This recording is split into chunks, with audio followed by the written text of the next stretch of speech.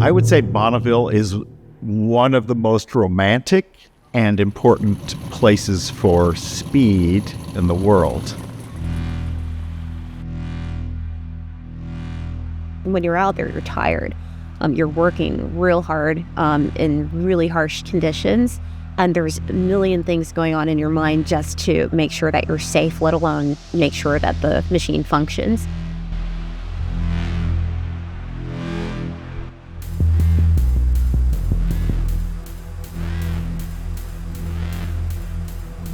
It's hot. There aren't even bugs out there because nothing can live out there. It's the most inhospitable place imaginable.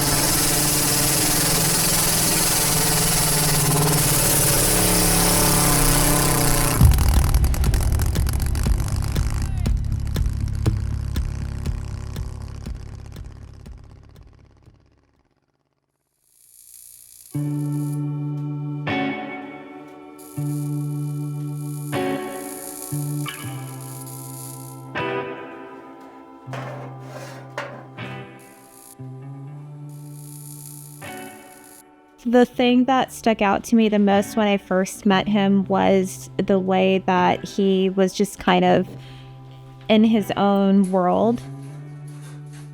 He's constantly working towards his next project. Very driven, very creative, very, very, very mechanical.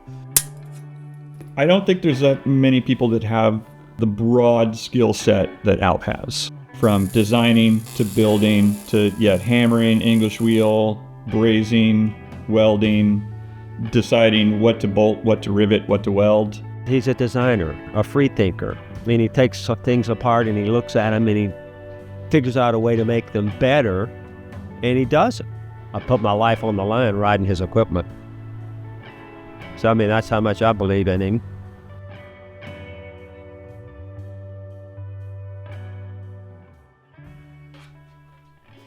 The difficult part for a designer is to prove that their concept works. I've figured out land speed racing is the perfect platform to do your R&D.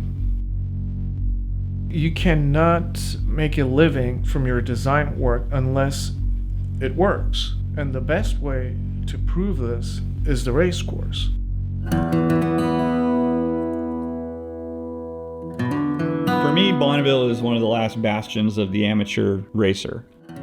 Bonneville is the only place where we have 5 miles to let a vehicle like that get up to speed. It's not just about racing, it's when you get there, it feels like a T-Rex is gonna show up behind the mountains.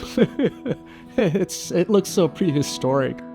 And then you start seeing all the race cars in the pits.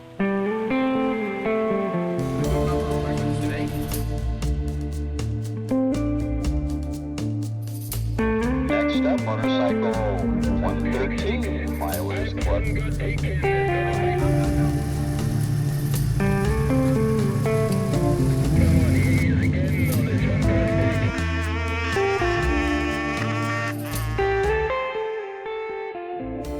Bonneville, Mirage is full of surprises, and things can go wrong. Alp came to Bonneville this year with these 2 customer bikes. The intention was to set some records. It had rained before the event this year, so there was water on the salt when everyone arrived. Everyone expected the next day we'll be able to run. It's getting dry. And then a storm blew in the night, and the wind and the rain covered the track once again, so they lost yet another day of racing.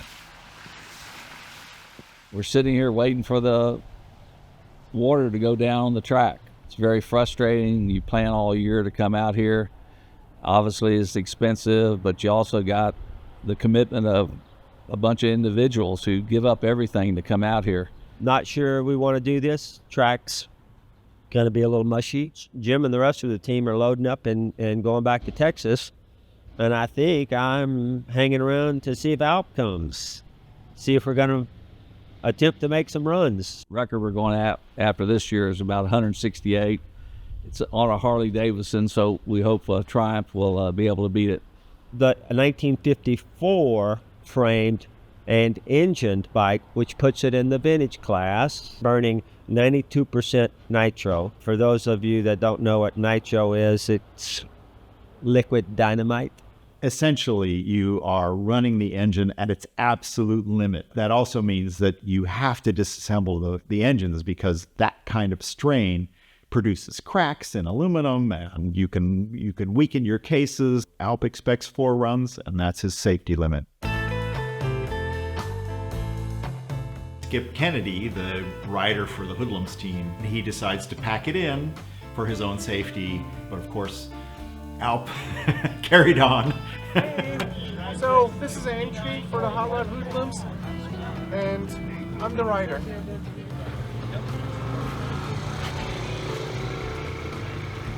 All right. On the long course, you're timed from the 2 to the 3, the 3 to the 4, and the 4 to the 5. So those are individual times, your average time over that mile. Wherever you break the record, or maybe you break the record in all of those sections, you take your motorcycle to impound, where you have 4 hours to work on it, service it, refuel it, be ready to run the next morning. The next morning you run again, and it's the average of those 2 runs that determines your record.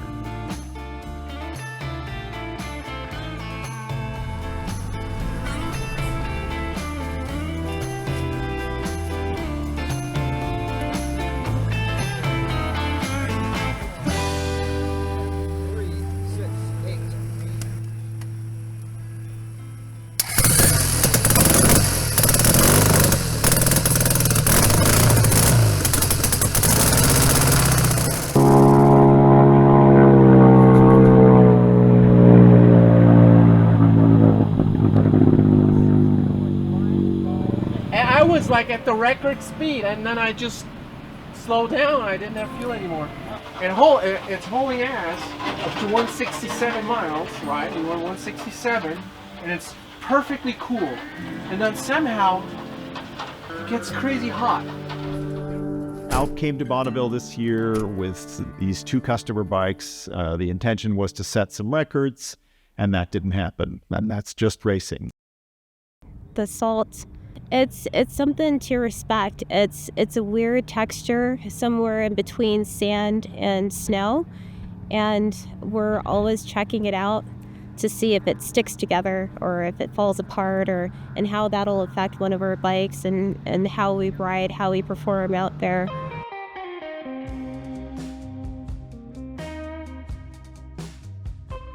There is still so much more to get out of these old technologies, these old pieces and parts. We think and talk about it all the time. There's always goals that we talk about, and that keeps us pretty busy. At this stage in our lives, you kind of have to be all in, and I think that we've always been that way. It's all or nothing. It's a huge part of our lives. It's not something that you can separate. It's just the lifestyle. Our wedding, it was at the end of another race week. We wanted to keep it relaxed and just as close to what we were used to doing when we're out there racing, just a little more glitter.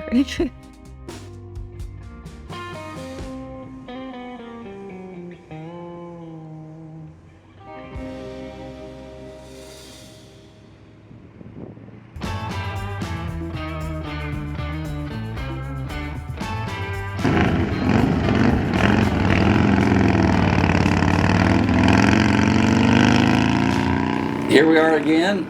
The last time we talked about this, there was water on the course everywhere. Now it's dry, warm, getting hot. In Speed Week 2024, Alp's bike he built for Jim Jard returned, but Jim's designated rider, Skip, was only hitting about 118 to 125 on a bike that Alp knew would do well over 150 miles an hour. So Alp took over.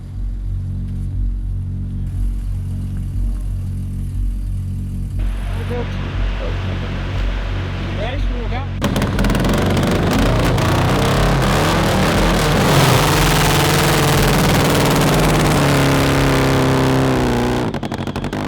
think he hit about 163 miles per hour and did several runs that were going well.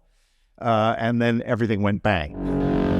Nitro, man, it's crazy. It just plays mind games with you all the time. When we ran the Nitro engine at Speed Week, we had an engine failure because it was already like a 5th or 6th run, and you only have a limited runs on a Nitro engine. You can't really push the limits. He had about 3 weeks to completely rebuild the engine before the World of Speed event a little bit later that summer.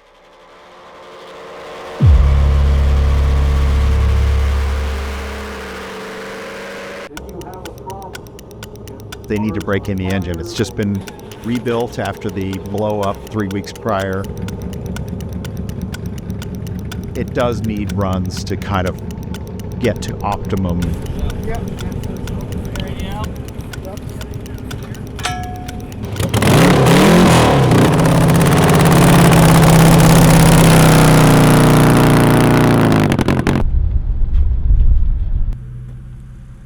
What'd you do? 168, 7. Not a bad run for a fresh engine, for a whole new engine.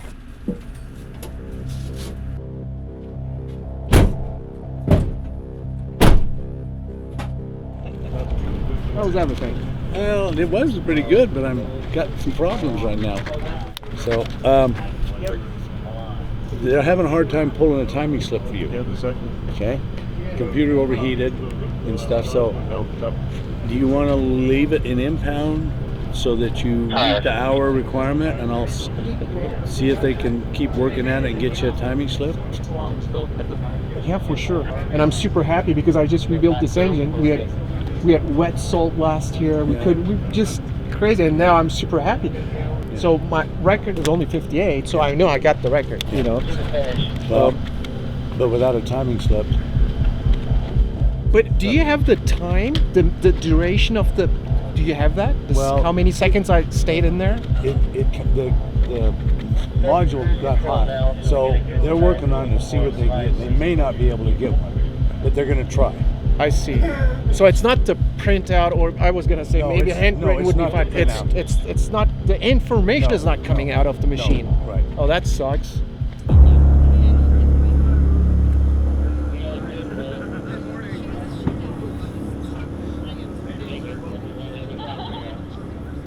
So what happened yesterday? Yesterday? The computer crashed and they couldn't get my timing. They only got the quarter mile timing, which was 164. So we couldn't qualify for a record. A bit of a disappointment, but you know, those things happen. So we brought it back. He serviced it yesterday, then we came back out here this morning and finished. They will let us run first thing in the morning, so that's cool. We're going to try to make up for it and get a good time with a timing slip this time. You ready now, or you want to wait? When the course is clear, we fire up. Okay.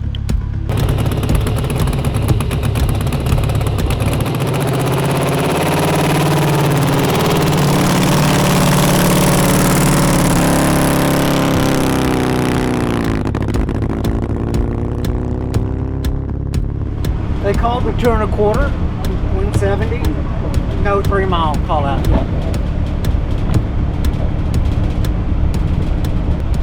Hey, I did not get time on that 368.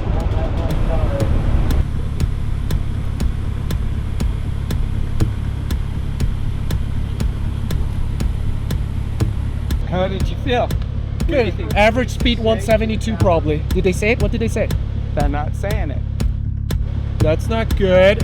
Okay, so mile 3. The first mile, 172.071. So it looks like they 172.071 against the 172.458, probably 172.3-ish or so. Yeah, so they got the record. Yeah, he's got the record. Well, the record was only 158, so that's a nice bump on that record. Yeah. Good job. Yeah, that's awesome. Little Triumph. Okay, so I want to hear the story on that. Back in That was kind of intense. 10, I believe. Look at this. That's 167, you're over the record. 172. I'm telling you, if I could shift earlier, I was going towards 80. World's fastest Triumph. It's great. The lady said, "I'm so happy I can give you this timing slip today." She knew about yesterday. It sucked having to redo it today, but we picked up 5 miles an hour. He picked up 5 miles an hour, so great job. Congratulations, Alp. Thank you guys. Great job, man. I need to open the back up. Today he went faster than the existing record for pushrod motorcycles. And Harley Davidson has had that record and bumped it up over the last 20 years. So around 167 is the record. And Alp's already gone faster than that today. So tomorrow we'll do a class change and run on the vintage pushrod record. And we'll be the fastest pushrod motorcycle ever. So that's pretty exciting.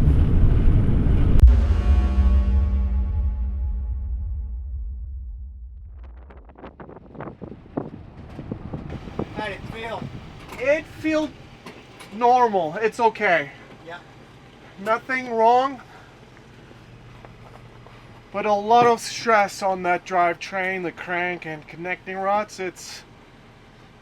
I'm happy, but I hope it'll last. It will last another run.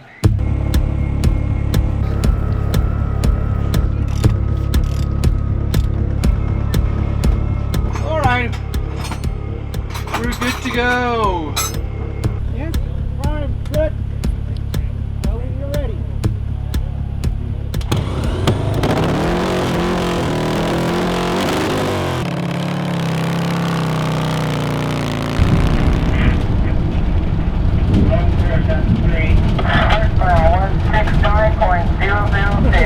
Got it. They averaged out at 170.019 for record. Time for a rebuild. But you know what? That thing is running fucking awesome. It's just like a Swiss clock.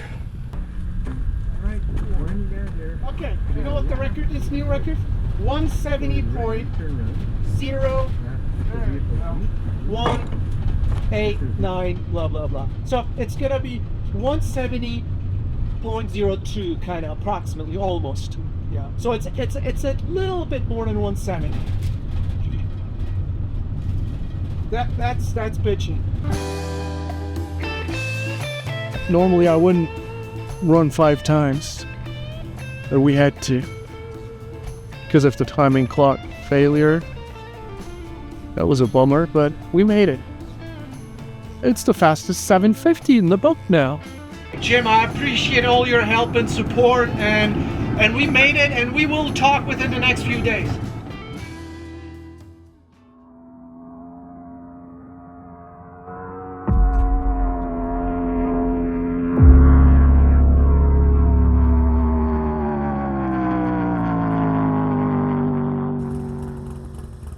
Alp and Jim Jard make the decision that they're going to shoot for records in the gasoline class, which means he's abandoning his nitromethane setup. He's got to completely rejigger the engine and the carburation. So it's a big change to switch from nitro to gas. And also the speeds are necessarily going to be lower because gasoline is not as explosive. And on his very first run, he's doing well, but suddenly he stops in the middle of the course. Yeah, I closed it. Yeah. My float got stuck. Something happened. And there's fuel pouring out of his carburetors. And the whole gallon of sealed fuel dumped on the race course, and I couldn't run. And it was running, while it happened, I was running on one cylinder the whole time. And I knew it was running one cylinder because I hear it pop, pop, pop, pop, pop. I said, what the fuck? And I'm looking at the spark plug cables while I'm running. I'm like, it turns out the vibration of the bike has knocked a bolt out of the carburetor, and he can't run it They can't find the bolt, and Alp finally has the genius idea just to use JB weld, which is basically like metal epoxy, to fill up the hole and make the run anyway.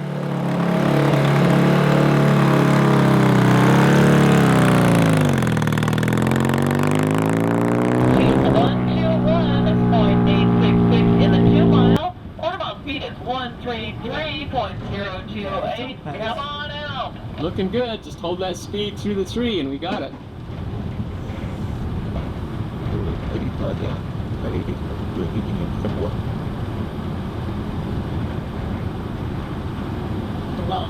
Congratulations, Alp Sungurtekin and Hybrid Hoodlums, 135.725. Take it inbound. I just made the fastest Triumph on gas run in the history of land speed racing at Bonneville.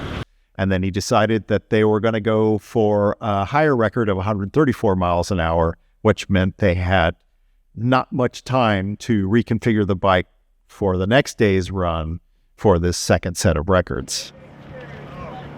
It's the 1st of October, 2024.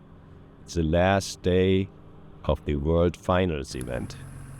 Everyone's hopeful that the wind sort of dried out the surface yesterday, and it should be really good for everybody that's in line.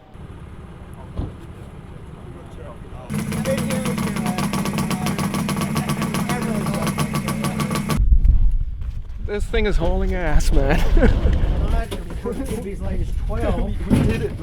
After the 3 Bonneville events, in which he's taken 4 records, he decides there's still more to be found. He decides to go to El Mirage, which is very different from Bonneville. Bonneville, you have a 6-mile course. You've got lots of time to build up speed. At El Mirage, it's a dirt course. It's a dry lake bed that's basically mud and dust. And you've got a mile to accelerate to speed, and the records are taken at top speed at a speed trap. So they're taking an instantaneous shot of your speed in that moment. Completely different than Bonneville. There aren't 2 directions to go because it's not possible in that limited space. So how many records this year? We got what? 2-4 at Bonneville, and this is the 5th one at El Mirage. This one is on gas. You have to pick up the timing slip. What'd you run? What did we run? 137. People wait years or even a lifetime to take one record at Bonneville or El Mirage. That's how difficult it is, and devote lots of time, energy, and money to make this happen. And Alp took 5 records over the course of this short season. This is a phenomenal achievement, and he really stands as one of very, very few people who's been so successful in land speed racing. I've never run one of my engines at optimum conditions with bodywork, so I have no idea how it will perform because I don't have any real life data. I'm doing all I can do, and if everything goes well, I think we could shoot for the fastest Vincent, ever. Alp is really trying to set the absolute speed record for A. Vincent at Bonneville using streamlining, a record that's stood for 30 years. If anybody's going to break it, it's going to be Alp. It's around 225 miles per hour with the bodywork. It's what we're going to shoot for. It's a big accomplishment for him to break that record, and it's kind of a career goal. And if he does it, he's cemented his name in Bonneville history forever.